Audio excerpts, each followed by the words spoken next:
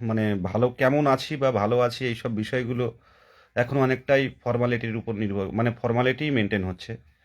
কারণ আমরা যারা এই আহ, মানে এতদিন ধরে একটা জিনিসের উপরে, মানে একটা লেবু যেমন অনেকক্ষণ ধরে তাকে যদি মানে কচলানো হয় কি হয়, তেতো হয়ে যায় না? ঠিক ব্যাপারটাই কিন্তু আমাদের এমন হয়ে গেছে। আমি দেখেছি যে যে এই 2018 সালের ডিএলএড যারা, তারা দীর্ঘদিন পর 2022-এর ডিসেম্বর, 11 ডিসেম্বর পরীক্ষা দিল। 10 ফেব্রুয়ারি 2023-এ রেজাল্ট পাবলিশ করা হলো। প্রাথমিক শিক্ষক নিয়োগের যোগ্যতার মানের পরীক্ষা রেজাল্ট পাবলিশ করা হলো। এবং সেই রেজাল্ট পাবলিশ করে কি হলো, পাবলিশ করে সেখান থেকে পর্ষদ থেকে জানানো হলো যে এবার থেকে ন্যূনতম বছরে দুবার নিয়োগ হবে, কোনো টেট পাস বসে থাকবে না। তো সেই 2023-এর 10 ফেব্রুয়ারি আর আজ কত তারিখ, 9 তারিখ, আজকে 9/2/2026 সাল। তো সেই জায়গায় দাঁড়িয়ে ভাবতে পারছেন যে বেকারদের নিয়ে যে মানে কিরকম উদাসীনতা চলছে। দীর্ঘ 4 বছর, 4 থেকে 5 বছর পর নতুনরা সুযোগ পেল প্রাইমারি টেট পরীক্ষা দেওয়ার জন্য। রেজাল্ট খুব দ্রুত, বলবো না, গৌতম পাল মহাশয় খুব দ্রুতই রেজাল্ট পাবলিশ করলেন।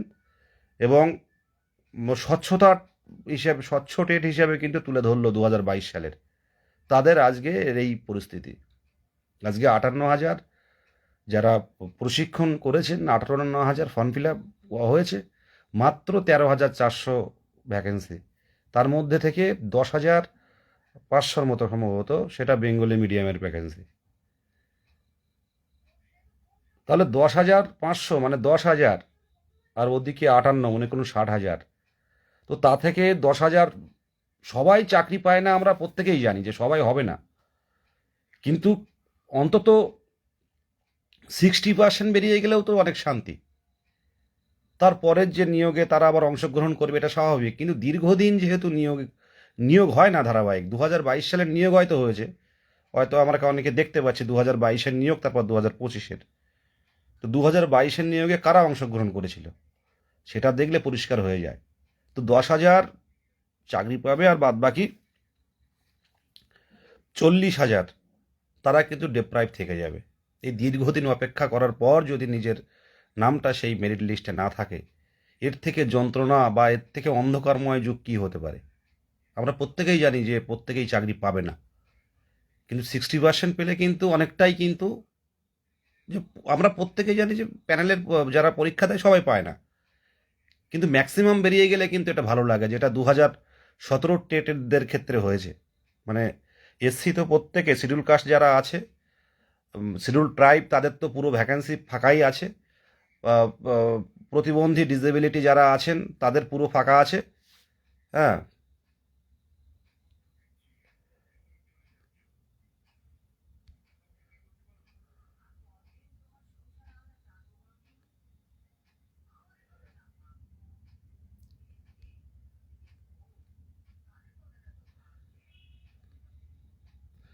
দেখুন মাঝে একটা কথা বলে নিই। আমি জানি না কিছু কিছু যারা মানে ভেরিফিকেশন টেবিল থেকে যাদেরকে রিজেক্ট করে বাইরে পাঠানো হচ্ছে, তো তারা কেন ডাইরেক্টলি আমার আমারকে আমার মানে বিভিন্ন এআই ভিডিও করে তার সাথে পর্ষদ কিংবা অন্যান্য সরকারি প্রতিষ্ঠানকে যুক্ত করে তারা বিভিন্ন প্ল্যাটফর্মে শেয়ার করছেন। আমি একটু ভালো করে বলতে পারি যে এনওয়ের যারা কিছু গ্রুপ আছে, মানে একটা গ্রুপে আমার এআই করা ভিডিও ছবি শেয়ার করা হচ্ছে। আমি কিন্তু অলরেডি থানায় বলেছি। একটা একটা মানুষের তার পারমিশন ছাড়া তার মুখের ছবি নিয়ে, তার প্রোফাইলের পিকচার নিয়ে এআই এর মাধ্যমে কথা দিয়ে সেগুলো খুব বাজেভাবে সমাজ মাধ্যমে তুলে ধরা, এর মতো দণ্ডনীয় অপরাধ কিন্তু আর কিছু হতে পারে না। আমি মানহানির কেস করেছি। খুব দ্রুত দেখুন, যারা এইগুলো শেয়ার করছে অবশ্যই তারা শাস্তি পাবে। একটা কথা কি, মানে আমরা তো রুলস বানাই না, কারা রিজেক্ট হচ্ছে আমরা বানাই না। 2022-এর প্যানেলেও তো এনআইএসরা বসতে পারেনি। আজকে পর্ষদ যেটা করছে, তাদের রুলস যেটা বলছে তারা তাই করছে। সেখানে আমাদের কি ব্যাপার? আমরা একটা সাধারণ চাকরি প্রার্থী, সেখানে আমাদের নাম জড়ানো হচ্ছে, আমার নাম জড়ানো হচ্ছে যে বিদেশ গাজী মোহিত রায় এরা ঠিক করে আমাদেরকে বাদ দিচ্ছে। এটা হয় না ভাই।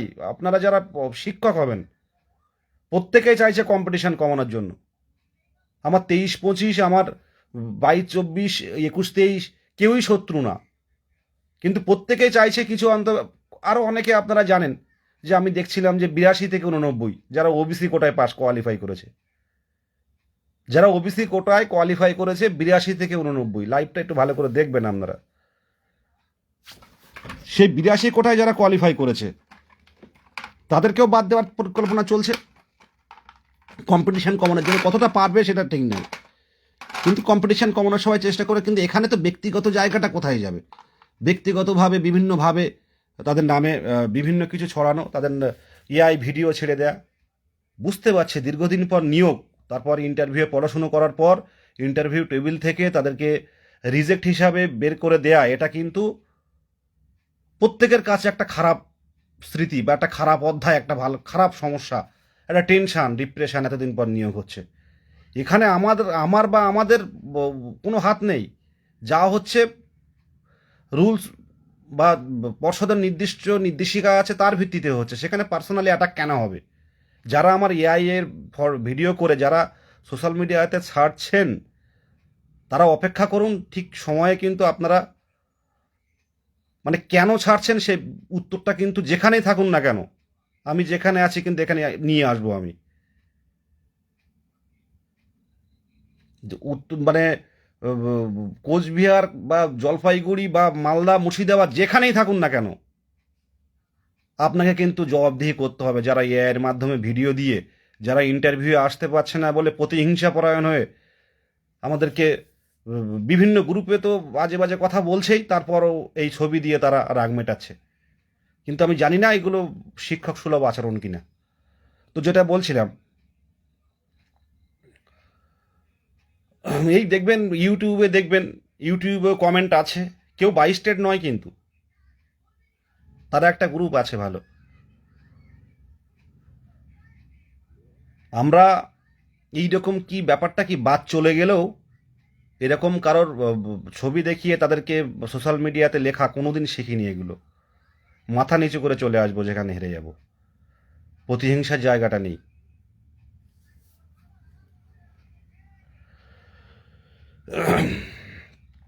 হুম, যেটা বলছিলাম ভুলে গেছি, কি বলছিলাম। উম,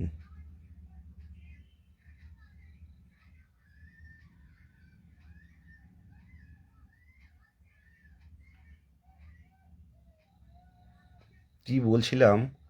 আম,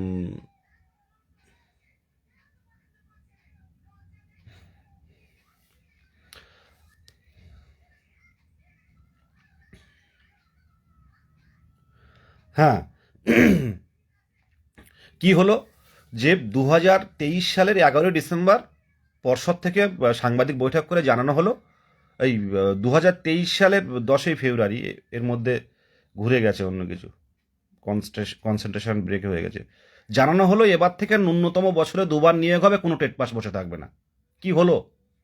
আজ হচ্ছে 9ই ফেব্রুয়ারি 2026 সাল, আর 23 সালে বলা হয়েছিল 3 বছর। একটা তো নির্দিষ্ট একটা তো, আমরা তো মানুষ। আজকে আমি সামনে থেকে নেতৃত্ব দিই, আমি জানি না আমার কি হবে, কিন্তু আমার শেষ পর্যায়ে মানে আর কিছু হারানোর নেই। কারণ এত পরিশ্রম, এত দিন এই সময় দেওয়ার পর এত কম ভ্যাকেন্সি, কি হবে কেউ কিছু বলতে পারি? পড়াশুনো তো করছি, পড়াশুনো তো সারাদিনই পড়াশুনো হচ্ছে। আর যে কোশ্চেনের প্যাটার্ন আমরা দেখতে পাচ্ছি, যে কোশ্চেনের প্যাটার্ন এখানে আপনার কি ধরবে আপনি নিজেই জানেন না। আপনার আর্টসের স্টুডেন্ট আপনি, আপনার যদি সায়েন্সের ডিপ কোশ্চেন করা হয় আপনি কি করবেন? আমি কি করব? ইন্টারভিউতে তো কোনো সিলেবাস নেই, আপনি কিছুই করতে পারবেন না। ভ্যাকেন্সি হলে কি হতো, মানে অনেক কম একাডেমিকেও কিন্তু অনেকেই মানে মেরিটে আসতো। আমরা যে 2022-এর প্যানেলে দেখেছি, আমরা 20-22 সেশনে অনেকে জিরো পেয়েও কিন্তু যেহেতু ভ্যাকেন্সি বেশি, সেখানে কিন্তু তারা নিজের নামটা দিতে পেরেছে, ঢোকাতে পেরেছে। আমরা দেখুন 2022-এর অনেক ওবিসি এ 2022-এ কিন্তু অনেক সুযোগ ছিল। 2022-এর প্যানেল, 2017 টেট যারা কোয়ালিফাই করেছে, কিন্তু 2022-এর ক্ষেত্রে ওবিসি এ কিন্তু সেই সুযোগ পাবে না। আমার ব্যক্তিগতভাবে মনে হয় 2022-এর ক্ষেত্রে ওবিসি এর তুলনায় ওবিসি বির কাট অফটা কিন্তু অনেকটাই কম হবে, যেটুকু আমার মনে হচ্ছে। আমি যে লাইভে বলছি এগুলো সম্পূর্ণ কিন্তু আমার ব্যক্তিগত ওপিনিয়ন বলতে পারেন। আর যেটা বলছিলাম, যে প্রাইমারি শিক্ষা পর্ষদ যতবার গেছি বারে বারে বলেছিল যে আমার শূন্য পদ দিলে 3 মাসের মধ্যে আমি নিয়োগ করে দেখিয়ে দেবো। আমি ফেসবুকেও লিখেছিলাম যে T20 ফরম্যাটে ইন্টারভিউ হবে, কিন্তু আলটিমেট কি দেখা গেল, যেভাবে পর্ষদ এগোচ্ছিল আমার ব্যক্তিগতভাবে মনে হয় যে খুব গতিতেই কিন্তু এগোচ্ছিলেন। মানে প্রথম দিকে 2 মাস পরে, পুজোর ছুটি ছাটা মিটে যাওয়ার পর, তো কোনো মানে ফর্ম ফিল আপের ক্ষেত্রে প্রত্যেকটা সরকারি পরীক্ষার ফর্ম ফিল আপের ক্ষেত্রে কিন্তু কিছুটা ডেট বৃদ্ধি করা হয়, কিন্তু এক্ষেত্রে কিন্তু প্রাইমারি শিক্ষা পর্ষদ কোনো ডেট বৃদ্ধি করেনি, কোনো এডিটেড ডেট বৃদ্ধি করেননি, ঠিক টাইমে করলেন। কিন্তু পরপর যে এই ইন্টারভিউয়ের যে শিডিউল,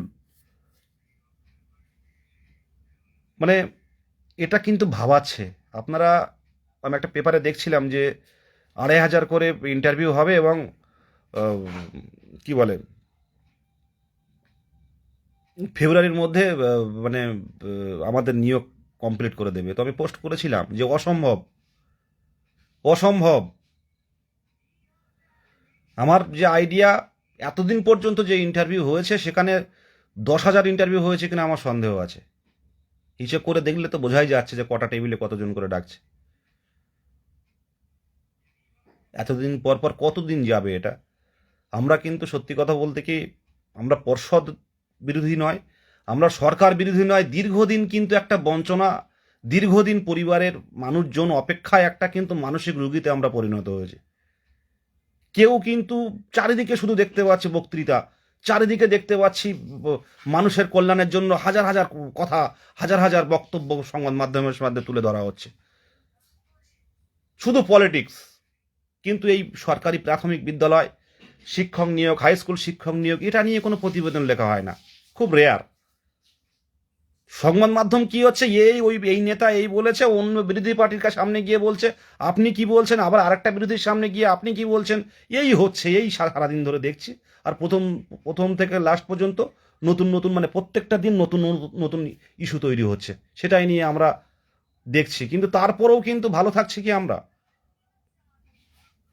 আজকে এতদিন যে আইনি বিষয়গুলো চেপে চেপে ধরে রাখা, মানে উম, উম, এতদিন ম্যাট 1594 2014 প্রশ্ন ভুল মামলা, 2022-এর প্রশ্ন ভুল, এছাড়াও যে মামলাগুলো 23-25 বা আদার্স যেসব মামলাগুলো আছে, সেগুলো কি হবে যদি এতদিন ধরে অপেক্ষায় ফেলে রাখা হয়?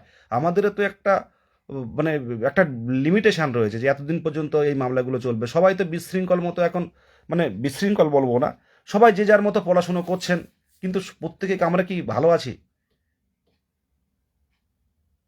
সারাদিন ধরে আমরা দেখছি, আপনারা যারা বলছেন যে নদিয়া জেলার কবে হবে, 24 পরগনা কবে হবে, উম, তারপর হচ্ছে বর্ধমান, পূর্ব বর্ধমান, পশ্চিম বর্ধমান কবে হবে, এইরকমই হবে। যদি ফেব্রুয়ারির শেষে যদি একটা বা 22 তারিখের আগে কিংবা পরে একটা যদি শিডিউল দেয়, হয়তো ফেব্রুয়ারির লাস্টে হতে পারে। আমার তো মনে হচ্ছে যে হবে বলে মনে হচ্ছে না, তবু দেখা যাক, হঠাৎ করে বেরোতে পারে। অনেকেও এখনো বলছে যে নির্বাচনের আগে নিয়োগ হবে, আমিও চাই ব্যক্তিগতভাবে। আর সাথে সবচেয়ে বড় যে ব্যাপার হচ্ছে, সরকারি আধিকারিক যাদের ইন্টারভিউ হয়ে যাচ্ছে, নেতা মন্ত্রী সরকারি আধিকারিক, তাদের কাছে আপনারা ডেপুটেশন কপি তুলে ধরুন, মাননীয় মুখ্যমন্ত্রীর কাছে সুযোগ পেলে এই শূন্যপদ বৃদ্ধির দাবিটা জানান। এটা খুব দরকার, দীর্ঘদিন নিয়োগ পাইনি আমরা। আর সবচেয়ে বড় কথা, এই পশ্চিমবঙ্গে যে নিয়োগ অনেকে পেয়েছে, 2022 সালেও ভালো নিয়োগ হয়েছে, মানে অনেক ক্যান্ডিডেট আছে, বলবো না যে একদম স্বচ্ছভাবে তারা চাকরি পেয়েছে। আমার হিঙ্গলগঞ্জ ব্লক থেকে শুরু করে মাদার্স যেসব জায়গায় আমি দেখেছি অনেক বন্ধুরা চাকরি পেয়েছে 2017 টেট থেকে বা 2014 টেট থেকে এই শেষ নিয়োগে, অনেক স্বচ্ছভাবে, মানে তারা কাউকে তাদের কোনো প্রয়োজন হয়, নিজের যোগ্যতায় তারা কিন্তু চাকরিটা পেয়েছে। এবং খুব যেহেতু কম, মানে ক্যান্ডিডেট কিন্তু ভ্যাকেন্সি বেশি, ভ্যাকেন্সি সেই অনুপাতে ভ্যাকেন্সি রয়েছে, প্রত্যেকে কিন্তু বেরিয়ে গেছে। শিডিউল ট্রাইব ফাঁকা, শিডিউল কাস্ট একদম কম, ইন্টারভিউ কম পেয়েও অনেকে ঢুকে গেছে ফাঁকা। ডিসেবিলিটি যারা আছেন তাদের ভ্যাকেন্সি প্রায় কি 14খানা না 44খানা ফাঁকা ছিল, এবারে কি ফাঁকা থাকবে? যারা ফিজিক্যাল ডিসেবিলিটি তাদের কি ফাঁকা থাকবে?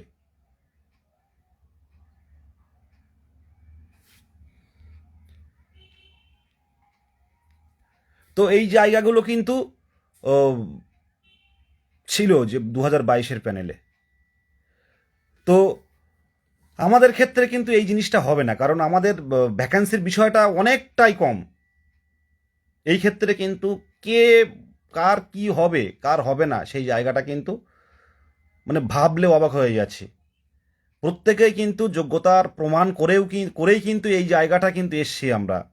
প্রত্যেকেই কিন্তু 2 বছরের ট্রেনিং আছে, 2 বছরের, 2 বছরের প্রশিক্ষণ নেওয়া হয়েছে, 2 বছরের প্রশিক্ষণ নিয়েছে। আজকে কোথায় বলবো, সেই মালদা মুর্শিদাবাদ থেকে শুরু করে আপনার ওদিকে কোচবিহার, 2 দিনাজপুর জলপাইগুড়ি থেকে শুরু করে শিলিগুড়ি দার্জিলিং থেকে শুরু করে এদিকে 2 মেদিনীপুর থেকে শুরু করে হাওড়া হুগলি বর্ধমান 2 চব্বিশ পরগনা থেকে শুরু করে পুরুলিয়া, ওদিকে ঝাড়গ্রাম, অনেক ক্যান্ডিডেটরা কিন্তু অপেক্ষায় আছে যে হয়তো এবার আমারটা হবে। এদিকে নদিয়া, জলপাইগুড়ি, মানে টোটাল 23টা জেলার ক্যান্ডিডেটরা, তাদের বাবা মাও কিন্তু অপেক্ষা করে আছে। আর গ্রাম অঞ্চলে কী ভাবেন যে ইন্টারভিউ দিতে যাচ্ছে মানে এবারে চাকরি হয়ে যাবে, কিন্তু আমরা এটা ফিল করতে পারছি।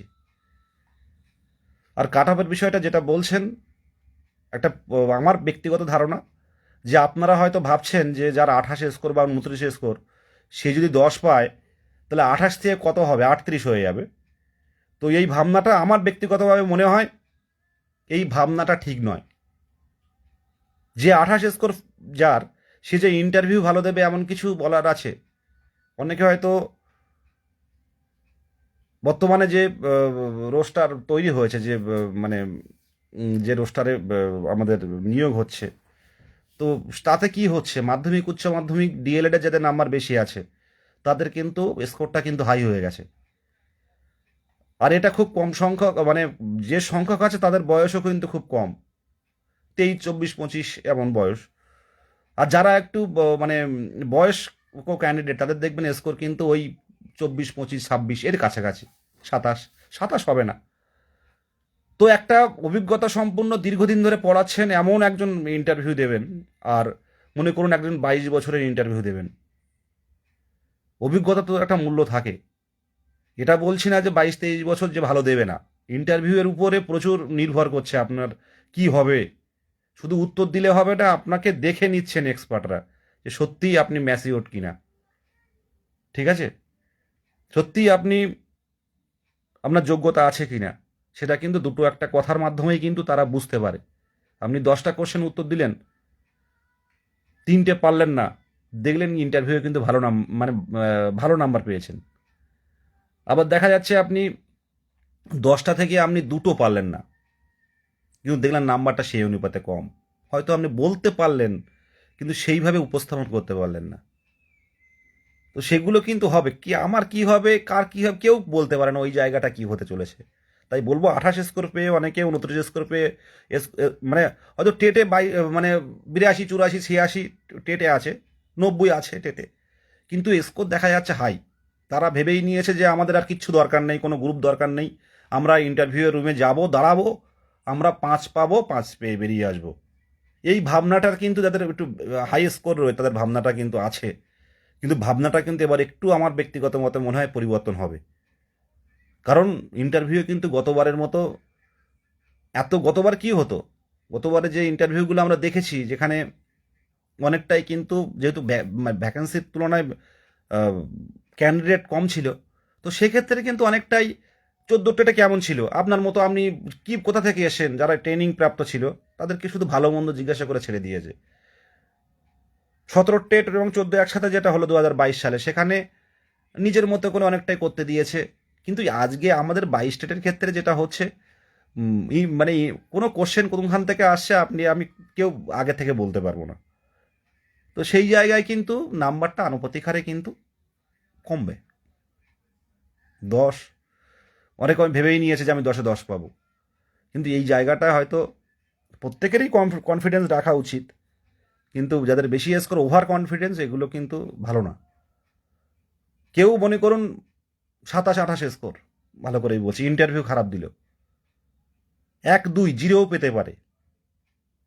আর যার মনে করুন 24 স্কোর বা 25 স্কোর, সে মনে করুন ইন্টারভিউটা ভালো দিল, তা সে যদি সেখানে 6-7 পেয়ে যায়, কোথায় যাবে? আর যে জিরো পাচ্ছে সে কোথায় যাবে? স্কোরটা কিন্তু ফ্যাক্টর নয়, এটা বারবার আমি বলে দিচ্ছি। অনেকে আমাকে ফোন করে বা মেসেজ করে।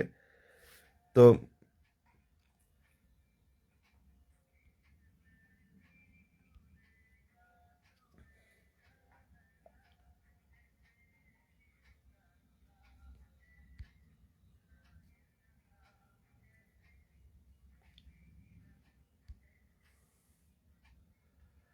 তো সেই জায়গাটা কিন্তু দেখুন, মানে এই কিছু কিছু মানুষ আছে, মানে আমি দেখি যে শুধুমাত্র ইউটিউবের উপর ভিত্তি করে সব কিছু দেখানো হচ্ছে। ইউটিউবে যে সারাদিন ধরে ইউটিউব দেখবে, ইউটিউব দেখে ইউটিউবে কি বলছে সেটা নিয়ে আমাদের কাছে বারে বারে কল করবে, কমেন্ট করবে। আরে ইন সার্ভিসের বিষয়টা বুঝতে হবে ভালো করে। ইন সার্ভিস আপনি কিভাবে ধরবেন? যদি 14 টেট পাস করে যদি শুধু 14 টেটই পাস, সে যদি ইন সার্ভিস হিসেবে বসে, জেনারেল হিসেবে বসে, তার রোল নাম্বার মারলে কিন্তু বেরিয়ে যাবে ইন সার্ভিস। কিন্তু গোপনে কেউ 14 টেট পাস এবং 22-এর টেট পাস, 14 টেট পাসে চাকরি করছেন, আর 22-এর টেট পাসে আপনি নতুনভাবে আপনি নিয়োগে আসতে চাইছেন। আপনি কেউ ভেরিফিকেশানে ওই রোল নাম্বার মারলে ধরা পড়বে? আমরা যখন চাকরি পাবো, আমাদের কিন্তু মানে আমাদের আইডি কিন্তু ওই আমাদের রোল নাম্বার, মানে যে ইন্টারভিউ দিয়েছি বা টেটের রোল নাম্বার, কিন্তু এটা আমাদের কিন্তু অনেক আইডেন্টিফিকেশনের কাজ করবে। ওটা মারলে বেরিয়ে যাবে যে আমি ইন সার্ভিস কিনা। কিন্তু 14 টেট পাস, 22-এরও টেট পাস, আবার 17-এরও টেট পাস, কি করে বুঝবে? তাই সেই যদি 22-এর রোল নাম্বার দিয়ে যদি অ্যাপ্লিকেশন করে ফ্রেশার হিসাবে, সেটা কি ধরা সম্ভব? আজকে আপনারা 2022-এর যে নিয়োগ হয়েছে, ইন সার্ভিস বাদ ছিল, তার মধ্যে কি ইন সার্ভিস নেই?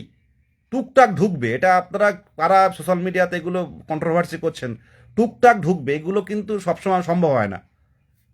মামলা আছে, ঠিক সময়ে আমরা অপেক্ষা করছি, যারা বাদ চলে যাচ্ছে। এই বিষয়গুলো আর কিছু বলবো না।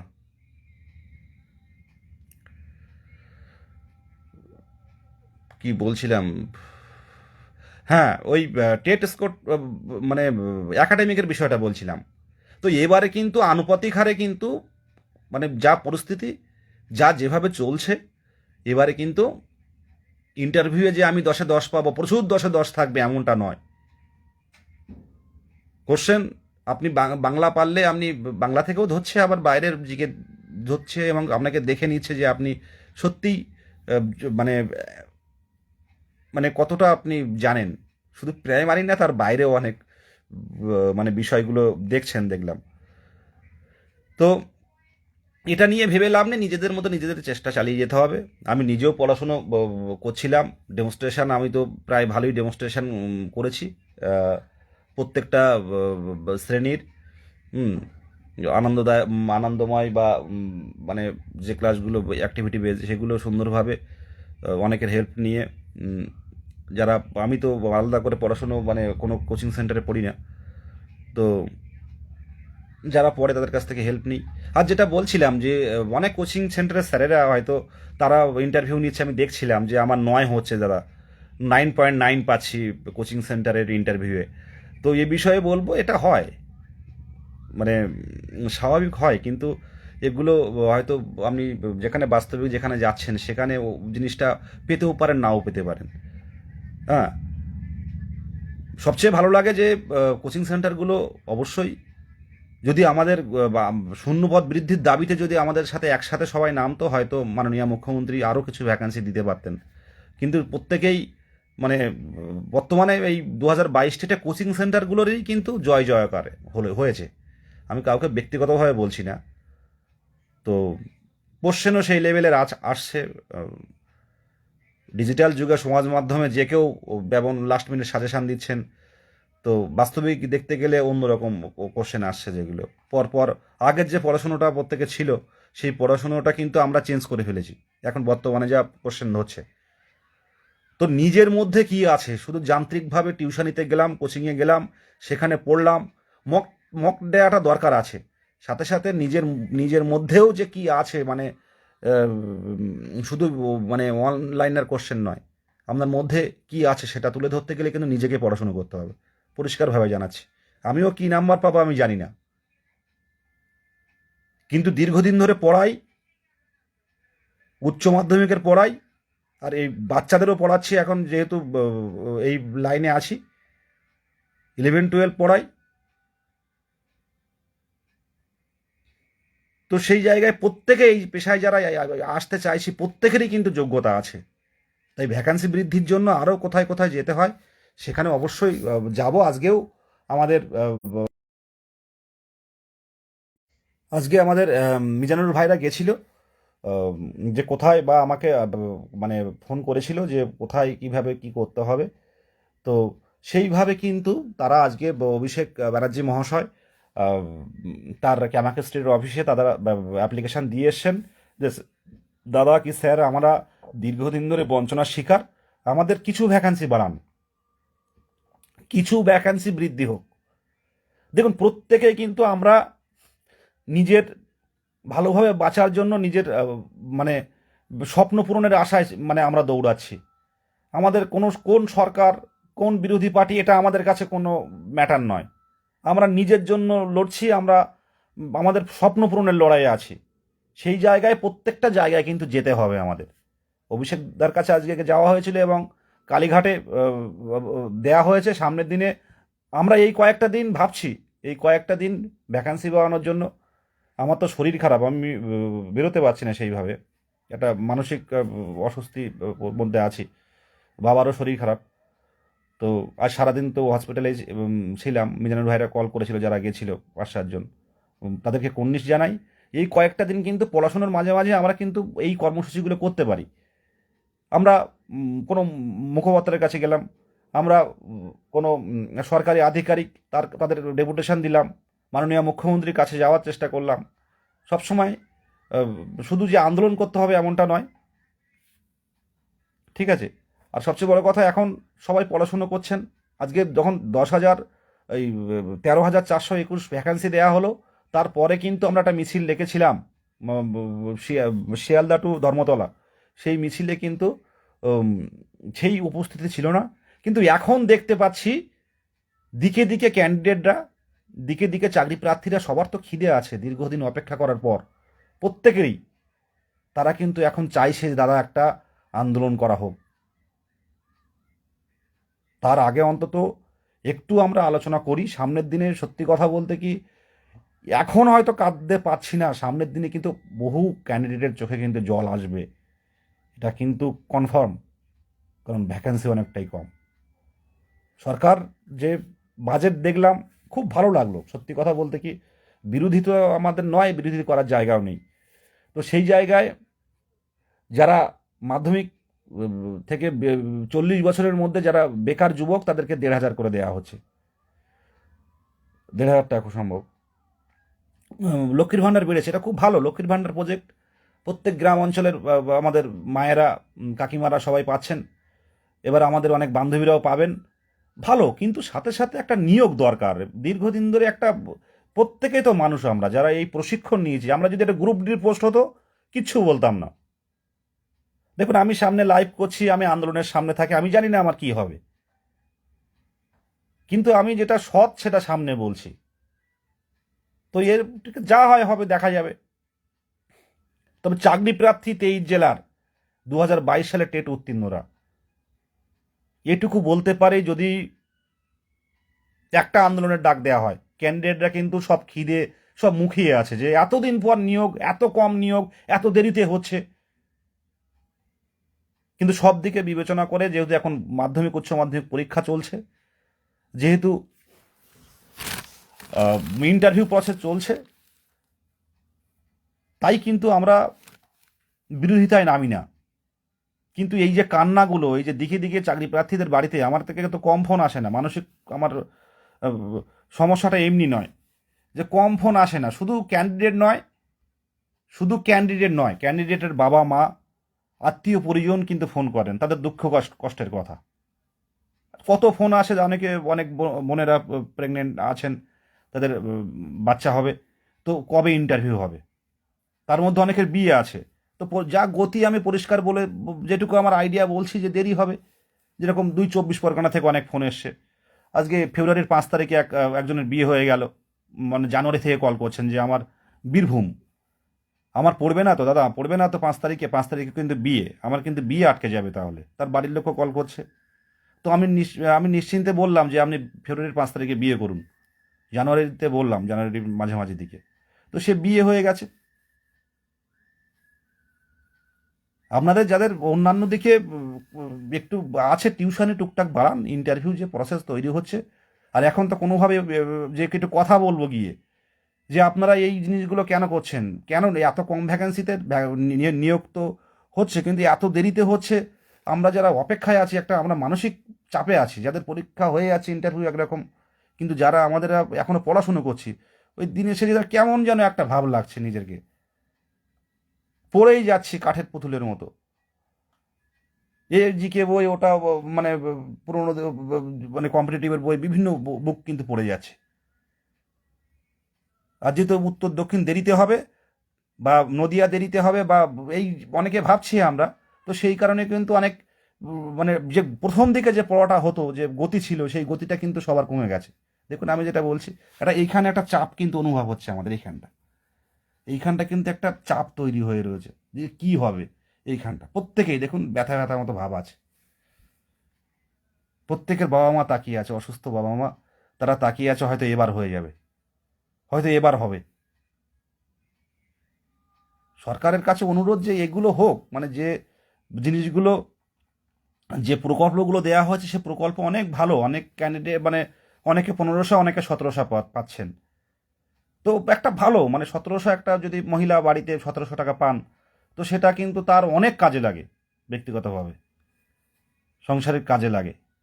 প্রজেক্ট ভালো, খুব ভালো। কিন্তু সাথে সাথে এই যে নিয়োগগুলো প্রত্যেকবার অল্প হলে, এই যে 13,000 নিয়োগ হচ্ছে, এটা যদি প্রত্যেকবার হয়, এই 13,000 নিয়োগটা যেহেতু দীর্ঘদিন পর হচ্ছে, তাই বলে কিন্তু অসন্তুষ্ট আছি।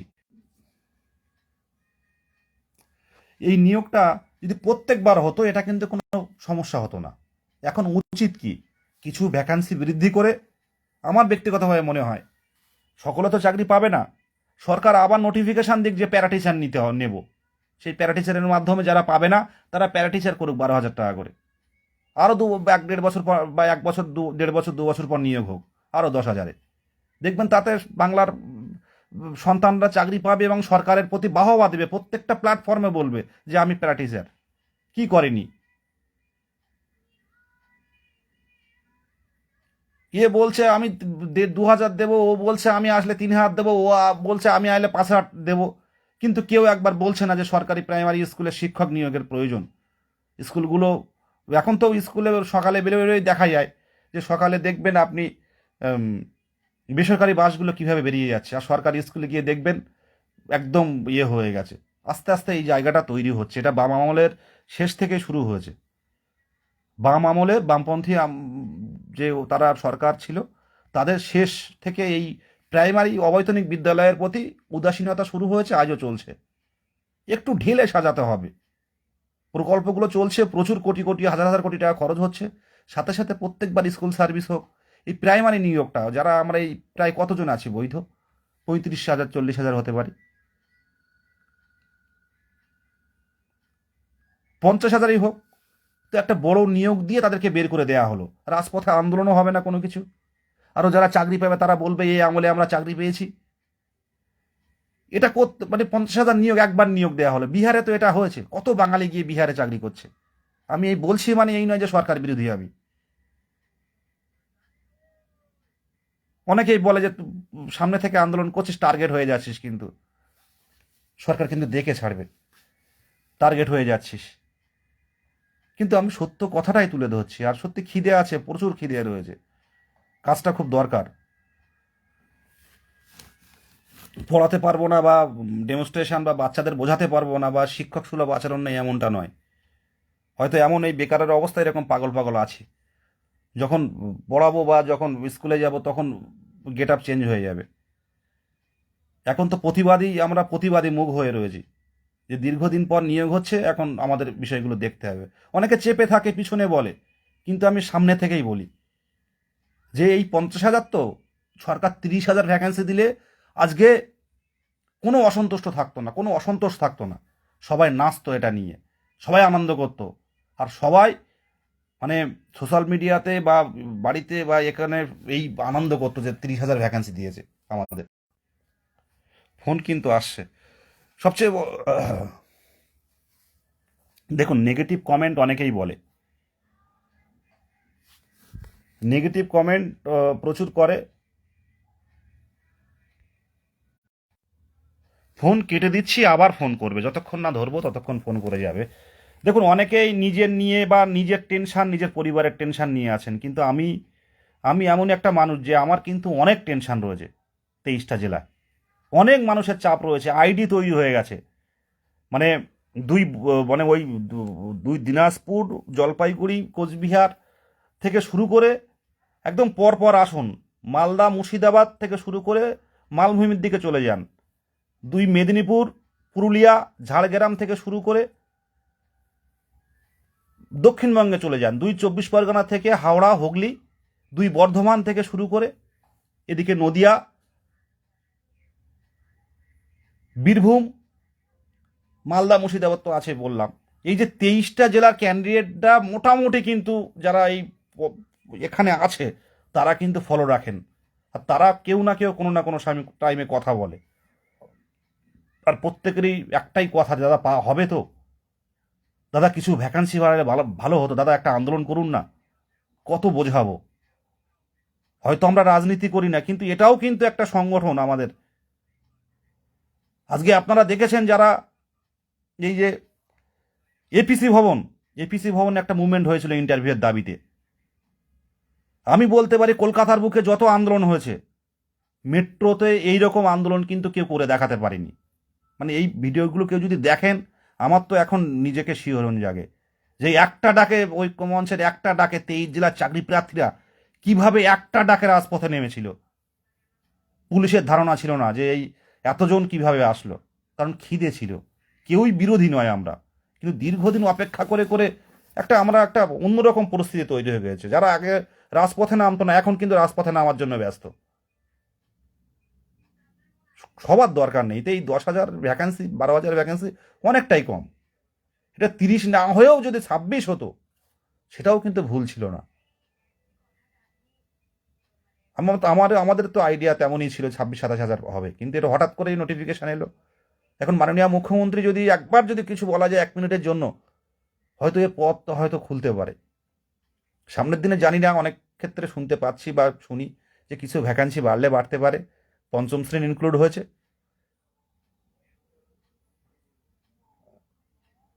দেবে, পঞ্চম শ্রেণী ইনক্লুড হয়েছে, তো কিছু বাড়লে বাড়তে পারে। প্রত্যেকেই দিকে দিকে অনেকে লাইভ দেখছে, উত্তর 24 পরগনা, দক্ষিণ 24 পরগনা, পূর্ব মেদিনীপুর, মুর্শিদাবাদ, সবার মনে কিন্তু একটাই প্রশ্ন, হবে তো?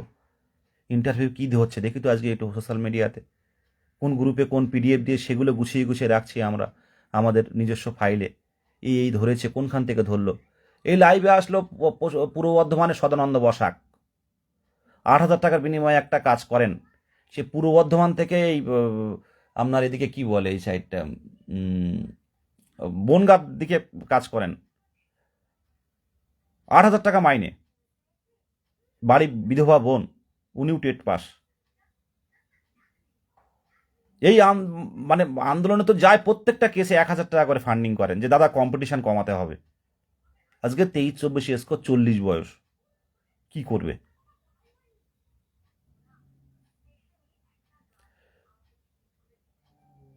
কি করবেন উনি? প্রত্যেক দিন একবার আমাকে মেসেজ করেন, একবার করে ফোন করেন প্রত্যেক দিন, যে দাদা হবে তো? এটা না হলে দাদা, এই আমার বাবা অসুস্থ, একদম শয্যাশায়ী, আমি বিয়েও করতে পারছি না, বিয়ে করার খুব ইচ্ছে। কে চায় না যে একটা সন্তান হোক? কিন্তু আমার এই 8,000 টাকার মধ্যে আমি পেরে উঠবো না, কিন্তু এই কাজটা হলে হয়তো আমি বিয়েটা করতে পারবো, যে সন্তান হবে, কাজের থেকে আসবো, সে এসে বাবা বাবা বলে ডাকবে। এগুলো কিন্তু রাত্রে বলে, কিন্তু এইসব কথা শুনে শুনে আমারও কষ্ট লাগে। তাই সদানন্দার ফোনটা কিন্তু আমি এখন রিসিভ করি না, হুটহাট করে ব্যস্ত থাকি। কি বলতে পারি, কি ক্ষমতা আছে? কিছু ভ্যাকান্সি এবারে 26,000 দিল, আর 10,000 15,000 পড়ে থাকলো, পরের বার দিল যে 2 বছর পর আমরা আবার নিয়োগ দেব। এটা করলে কি আমরাও কিন্তু একটু খুশি থাকি? প্রত্যেককেই তো সাধারণ মানুষ, মানে সাধারণ মানুষ, সরকারও তো সাধারণ মানুষ। তাদেরকে আমরা নির্বাচনের মাধ্যমে তাদেরকে আমরা আমরা ভোট দিয়েছি। যারা এমএলএ এমপি, তারাও তো আমাদের মতো সাধারণ মানুষ। এখন নয় অনেকে অসাধারণ হয়ে যাচ্ছে, কিন্তু যারা অনেকেই বলেন যে সাধারণ মানুষের সাথে মিশুন, আপনারা দেখেছেন যে অনেকেই বলেন সাধারণ মানুষের সাথে মিশুন, যারা বড় বড় নেতা তারা বলে সাধারণ নিচুতলা নেতাদের সাধারণ মানুষের সাথে মিশুন। কি করে? ভোটের মাধ্যমে যখন ভোট, এই যে মানে শেষ হচ্ছে, কেউই কিন্তু আর বিশেষ থাকবে না। এটা ভোটাধিকারের মাধ্যমে তারা ভোট নেবে। যে ভোট পাবে সে জনপ্রতিনিধি তৈরি হবে, তার কাছে ক্ষমতা তৈরি হবে। আর সেই ক্ষমতা কিভাবে ব্যবহার করবেন সেটা আপনার উপরে নির্ভর করছে। বিহারে ভালো নিয়োগ দিয়েছে, কোন সরকার আছে সেটা ভাবছি না। বিহারে কিন্তু ভালো নিয়োগ দিয়েছে। বিহারে কিন্তু পশ্চিমবঙ্গ থেকে অনেক চাকরি প্রার্থীরা চাকরি করছে। বারবার বলছি, কোনো বিরোধীর কথা বলছি না। এই যে 10,000 13,000 ভ্যাকেন্সি, এটা কিছু নয়। এটা যদি 26,000 ভ্যাকেন্সি হতো, আমরা কিন্তু খুব আনন্দ করতাম। আর যদি 10,000 15,000 বাদ চলে গেল, তারা ভাববে যে এবারে যখন হয়ে গেছে, টেট পাস তো আর হচ্ছে না, তো পরের নিয়োগে আমরা পেয়ে যাব। আমরা ওই অন্যান্য পেশায় পড়াশোনা করি, থাকি। কিন্তু কি হলো? ভ্যাকেন্সিটা কম এলো। আমরা চেষ্টা করব, অবশ্যই চেষ্টা করছে। আজকেও টিম গেছিল, সামনের দিনও টিম যাবে। আর আমি একটা কথা ভেবে পাই না, নর্থ 24 পরগনা কবে হবে? ভ্যাকেন্সি বাড়বে, ওবিসি এক কাট অফ কত যাবে? আমাদের কি শেরিনী রহমান ম্যাডাম বলছেন নর্থ 24 পরগনা কবে হবে, এটুকু বলতে পারি অপেক্ষা করুন, দেরি আছে। নর্থ 24 পরগনা, সাউথ 24 পরগনা আমরা জানি, মুর্শিদাবাদ অনেক দেরিতেই হয়। তো দেরি আছে, অনেকটাই দেরি আছে। আর ভ্যাকেন্সি বাড়বে কি? ভ্যাকেন্সি বাড়বে এটা একমাত্র মাননীয় মুখ্যমন্ত্রীর উপর নির্ভর করছেন। উনি যদি চান, অবশ্যই ভ্যাকেন্সি বাড়ে না ওভাবে। এখন ভ্যাকেন্সি ফট করে বাড়ানো যায় না। এখন হঠাৎ করে ভ্যাকেন্সি বাড়ালে সমস্যা তৈরি হবে, আইনি পথে জটিলতা তৈরি হবে। এটা ভ্যাকেন্সি আগে দেখাতে হবে, স্যাংশন করে স্যাংশন পোস্ট দেখাতে হবে। সেই জায়গাটাও কিন্তু তৈরি আছে বিকাশ ভবনের, শিক্ষা দপ্তরে। কেন? কারণ পঞ্চম শ্রেণী ইনক্লুড করে রেখেছেন। সেই পঞ্চম শ্রেণী ইনক্লুড থেকে, সেখান থেকে কিন্তু সরকার দেখাতে পারে সবার সামনে যে এখানে কিন্তু আমার শিক্ষক দরকার। একটা নিয়োগ আসার পর হঠাৎ করেই কিন্তু একটা, মনে করুন 10,000, এই 13,421টা ভ্যাকেন্সি দিল। আজকে হঠাৎ করে কিন্তু ইচ্ছে খুশি কিন্তু ভ্যাকেন্সি বাড়াতে পারেন না সরকার। তাহলে কিন্তু সমস্যা তৈরি হবে যে ভ্যাকেন্সি থাকা সত্ত্বেও আপনি দেননি কেন। সে জায়গায় কি হয়, সরকার নতুন করে ভ্যাকেন্সি স্যাংশন করে, পোস্ট ক্রিয়েট করে। এটা একমাত্র সরকারের ক্ষমতা রয়েছে, শিক্ষা দপ্তরও কোনো ওয়ে করে না। একমাত্র নবান্ন থেকে যদি অর্ডার হয়, তো সেই ক্ষেত্রে কিন্তু এটা কিন্তু দেনান দেয়ার হতে পারে, মানে এটা হবে। স্যাংশন পোস্ট করছে যে আমি পঞ্চম শ্রেণী ইনক্লুড করেছি অনেকটা স্কুলে, 2,223টা স্কুলে, তো এইসব স্কুলে কিন্তু আমার শিক্ষক প্রয়োজন। এটা করতে পারেন। আর পুলিশের ক্ষেত্রেও হয়েছে, আপনার হেলথের ক্ষেত্রেও হয়েছে। আপনারা যে এক্সিকিউটিভ মানে অফিসার যারা, এসডিও লেভেলের, যে এই বিডিও এসডিও লেভেলের অফিসার যারা আছেন, তাদেরও কিন্তু ভ্যাকান্সি ইনক্রিজ করা হয়েছে। তো এটা সম্ভব, ঠিক আছে? এটা চাইলে সরকার পারে, অনেক কিছুই পারে। অনেক কিছুই পারে না সরকার, বলুন তো ভালো করে। সরকার চাইলে পারে না? এসএসসির মতো এত বড় একটা নিয়োগ, এসএসসির মতো, এই যে সুপ্রিম কোর্টে এটা মানে চাকরি বাতিল হওয়ার পর সরকার চ্যালেঞ্জের সাথে কিন্তু পরীক্ষা নিল, এবং ভোটের আগে তার মেরিট বের করে দিয়ে কিন্তু ছাড়লো। ভাবতে পারছেন? পারে না। চাইলে 2 মাসের মধ্যে প্রাথমিক শিক্ষক নিয়োগের ভ্যাকান্সি বৃদ্ধি করিয়ে ইন্টারভিউ শেষ করাতে পারে। আর সবগুলো প্রাইমারি শিক্ষা পর্ষদের হাতে থাকে না। এত লোকবল কোথায়?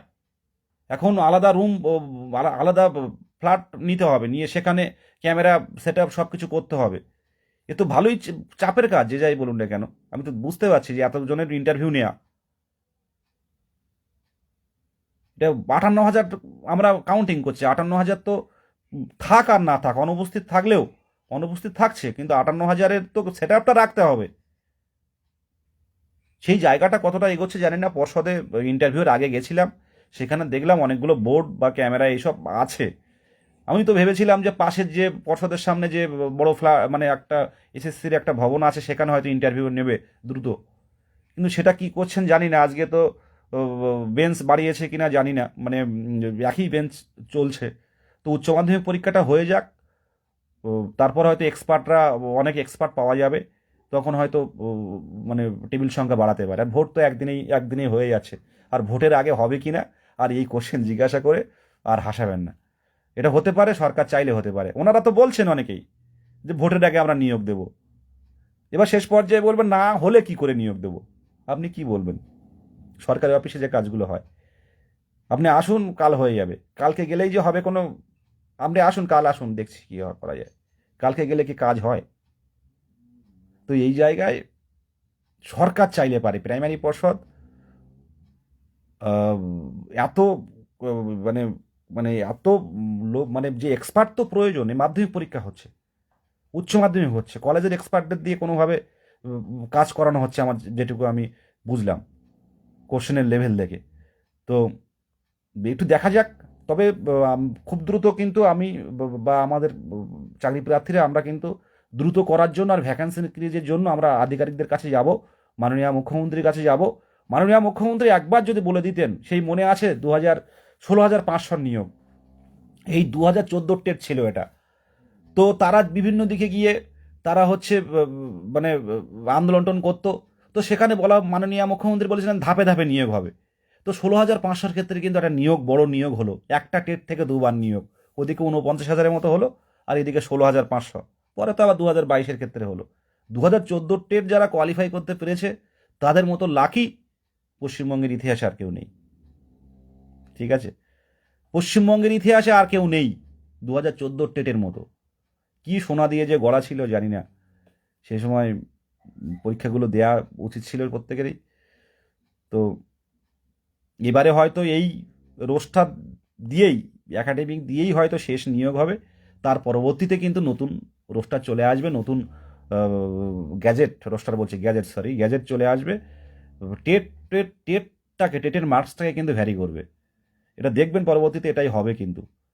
তো এবারে যারা পাবে এই ভ্যাকান্সিটা যদি 26,000 করা যায়, সেই বিষয়টা নিয়ে অনেকেই আমরা আলোচনা করছি, সামনের দিন আরও করা হবে। প্রত্যেকে প্রত্যেকের উদ্দেশ্যে বলছি যে পজিটিভ থাকুন। যে কোনো সময় যে কোনো কিছু পরিবর্তন হতে পারে। আজকে 13,421টা ভ্যাকান্সি দেখলেন, হঠাৎ করে হয়তো 5,000 ভ্যাকান্সি বাড়তে পারে। হয়তো আপনারা দেখলেন যে পরবর্তী টেট আর কোয়ালিফাই হচ্ছে না। এই যে 3,000 2,500 করে কোয়ালিফাই যেমন হয়, 2,500 করে কোয়ালিফাই হচ্ছে টেটে, 3,000 কোয়ালিফাই হচ্ছে 23-এর টেটে। কে কি বললো ভাববেন না, একবার টেট পাস করা মানে কিন্তু আজীবন বৈধ। কিন্তু এই নিয়োগগুলো যদি দ্রুত হতো, আচ্ছা এটা হয়ে গেল, একটা টেট নেবে, তো প্রাইমারি টেট নিল, সেখানে কোয়ালিফাই কি হবে, ম্যাক্সিমাম তো 2022-এ কোয়ালিফাই করেছেন। তো সামনের দিনে কিন্তু এই 2023-এর মতোই টেট হবে, কিন্তু যারা টেট কোয়ালিফাই করে আছেন, যাদের বয়স পেরিয়ে যাচ্ছে, তাদের ভাবনাটা বেশি। কিন্তু যাদের কম বয়স, 21, 22, 23 বছর, তাদের কোনো ভাবনা নেই।